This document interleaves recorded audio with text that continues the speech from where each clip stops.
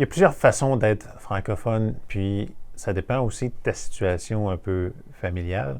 Il y a des gens comme nous qu'on à la maison, on parle en français. Pour nous, c'est important. On essaie d'encourager nos enfants à parler en français à des niveaux de succès différents. Pas obligé d'être militant. Tu peux juste être fier et profiter de la culture, aller au spectacle, aller aux activités qui se passent organisées par des organismes francophones.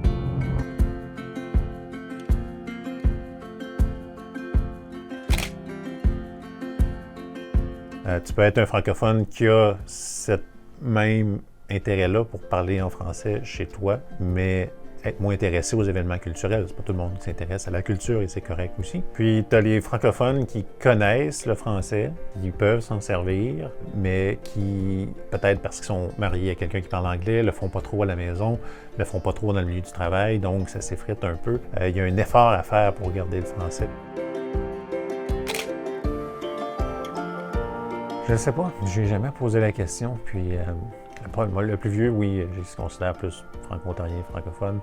Puis c'est le genre de personne, vu qu'il a grandi avec un accent, avec des parents qui ont un accent québécois ici. Quand il est en Ontario puis qu'il parle en anglais, il se fait dire qu'il y a un accent québécois. Quand il est au Québec puis qu'il parle français, il se fait dire qu'il y a un accent en anglais, qui est comme coincé entre les deux, mais c'est correct, ça lui fait une petite particularité. Ça se passe de façon relativement organique. Je suis un de ceux qui a le défaut de ne pas toujours demander les services en français, puis de vivre dans un milieu bilingue. Parfois, en tout cas c'est mon cas, mon cerveau plus tard ne sait plus dans quelle langue il a entendu quelque chose, à part si je sais avec qui j'ai parlé, je sais dans quelle langue parle cette personne-là. Je fais quand même l'effort, des fois quand tu vas dans des services gouvernementaux, ça vaut la peine de demander les services en français. Il faut qu'ils sachent qu'ils en ont besoin. Donc il y a cet effort-là à faire. Il faut malheureusement connaître l'anglais quand on reste ici. On n'a presque pas le choix. Oui, j'ai l'avantage ici au Voyageurs, on parle beaucoup français. Je racontais à un de mes journalistes cette semaine qui, justement, est un petit peu moins bon en anglais. Je dis, ben, c'est le désavantage de travailler au journal, c'est que tu ne vas pas améliorer beaucoup ton anglais. Mais des fois, tu en as besoin pour parler à des intervenants.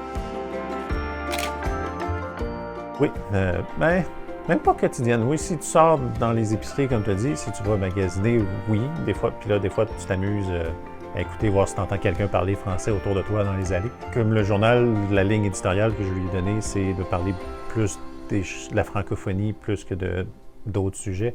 Puis même si on parle d'un sujet extérieur, on va essayer de trouver quelqu'un qui parle français, donc c'est plus rare. Pendant quelques années, j'ai travaillé dans une firme anglophone. Mon anglais s'est amélioré, puis là, je suis revenu ici, puis des fois, je cherche des mots que je sais.